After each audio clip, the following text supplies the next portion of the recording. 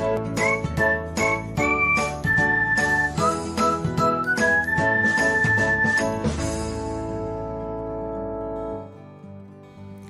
everyone, welcome back to another episode of Technologyglance.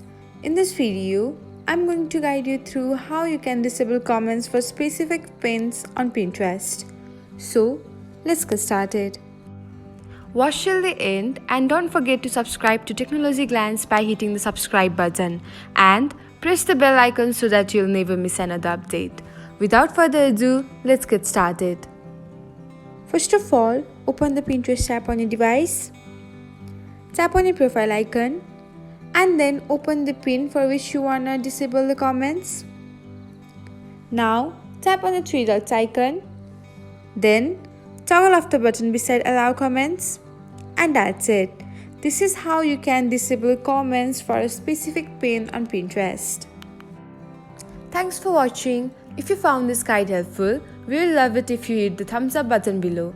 We upload great new tech tutorials like this one every day. So, don't forget to subscribe to our channel and hit the bell icon to get an update as soon as we post a video.